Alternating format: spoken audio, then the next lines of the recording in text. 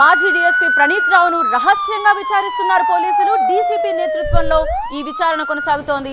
ప్రణీత్ రావు అరెస్ట్తో మాజీ అధికారులు అలర్ట్ అయ్యారు.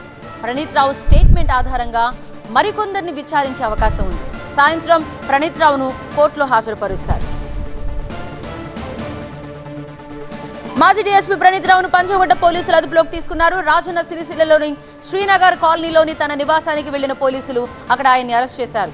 ఫోన్ ట్యాపింగ్ తో పాటు సాక్ష్యాల తారుమారు కేసులో మాజీ డీఎస్పీ ప్రణీత్ రావుపై క్రిమినల్ కేసు నమోదైన 3 రోజుల తర్వాత అరెస్ట్ చేశారు పోలీసులు.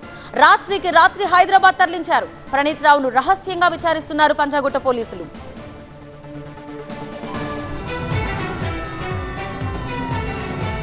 సో ప్రస్తుతం ప్రణీత్ రావు విచారణకు సంబంధించి మరిన్ని డీటెయిల్స్ అందించడానికి మా ప్రతినిధి ప్రణీత ప్రస్తుతం లైవ్ లో సిద్ధంగా ఉన్నారు. ప్రణీత, ప్రస్తుతం ప్రణీత్ రావు ఇచ్చే స్టేట్మెంట్ చాలా కీలకంగా మారబోతోంది. ఎవరెవరి పేర్లు బయటకు వచ్చే అవకాశం ఉంది అనే దానికి సంబంధించి ఏమైనా మనకి హింట్ ఉందా?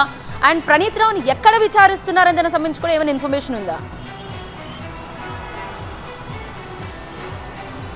అయితే నిన్న రాత్రి హైదరాబాద్కి తీసుకొచ్చిన తర్వాత మొదట వెస్ట్ జోన్ డీసీపీ కార్యాలయానికి తీసుకెళ్లారు. సో అక్కడ కాసేపు విచారించిన తర్వాత అక్కడి నుండి ఒక రహస్య ప్రాంతంలో ప్రస్తుతం ఇవాళ ఉదయం నుండి కూడా మరొకసారి ప్రణీత్ రావుని విచారిస్తున్నట్టు తెలుస్తుంది. అయితే కేసు అంతా కూడా పంజగుట్ట లిమిట్స్లో అయింది కాబట్టి పంజగుట్ట పోలీసులే ప్రణీత్ని రిమాండ్ చేయాల్సి ఉంటుంది.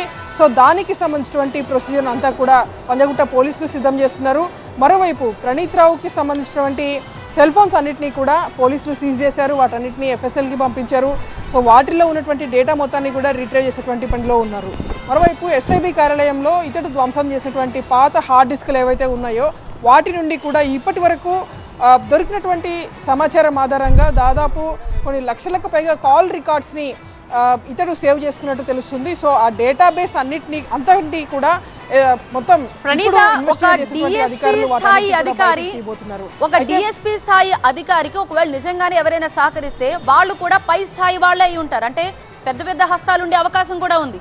సో వారి పేర్లు కూడా బయటకు వస్తాయని మనం ఊహించవచ్చా? ఖచ్చితంగా. ఎందుకంటే గతంలో అంటే గత బీఆర్ఎస్ ప్రభుత్వం ఉన్నటువంటి టైంలోనే అనేక సార్లు అప్పుడు ప్రతిపక్ష నేతగా ఉన్నటువంటి రేవంత్ రెడ్డి అనేక సార్లు ఆరోపణలు చేస్తాడు. తమ ఫోన్లు అన్నింటినీ కూడా ట్యాప్ చేస్తున్నారని కొంతమంది అధికారుల పేర్లను మెన్షన్ చేస్తూ చాలా ప్రకటనలు చేశారు. సో ఇప్పుడు దానికి రిలవేట్గానే ఇప్పుడు ఎస్ఐబి కార్యాలయంలో రికార్డ్స్ మాయమవ్వడం కావచ్చు, అటు డిఎస్పీగా పనిచేసినటువంటి ప్రణీత్ పైన ఇంకొక సుపీరియర్ ఆఫీసర్స్ ఉంటారు. సో ఆ సుపీరియర్ ఆఫీసర్స్ ఆదేశాలతోనే ప్రణీత్ రావు ఇదంతా కూడా చేశాడా అనేటువంటిది ఇప్పుడు పోలీసుల విచారణలో బయటపడాల్సి ఉంది. సో దానికి తగ్గట్టు ఆధారాలు సేకరిస్తే కనుక ఈ అరెస్ట్ కేవలం ప్రణీత్ రావుతో ఆగదు, ఫర్దర్గా ముందుకు వెళ్ళేటువంటి అవకాశం కూడా కనిపిస్తుంది. అయితే ప్రణీత్ రావు అరెస్ట్ విషయం తెలుసుకున్న తర్వాత ఇతని టీంలో పనిచేసినటువంటి ఆఫీసర్స్ కావచ్చు, మీరుటువంటి సిబ్బంది కావచ్చు, వాళ్ళందరూ కూడా అలర్ట్ అయిపోయారు. సో ఇప్పటికే వాళ్ళ ఫోన్లన్నీ కూడా స్విచ్ ఆఫ్ చేసినటువంటి విషయాన్ని కూడా మనకు తెలుస్తుంది. సో ఈ రిమైనింగ్ 30 మెంబర్స్ టీం ఎవరైతే ఉన్నారో వాళ్ళందరినీ కూడా పోలీసులు విచారించబోతున్నారు. సో వాళ్ళు ఇచ్చేటువంటి కన్ఫెషన్ ఆధారంగా ఫర్దర్ అరెస్ట్ కూడా ఉండేటువంటి అవకాశం ఉంది. Right, thank you Praneetha. So మొత్తం మీద ప్రణీత్ రావు ఇచ్చే స్టేట్మెంట్ ఆధారంగా ఈ కేసు ఎన్నో మలుపులు తిరిగే అవకాశం కనిపిస్తోంది.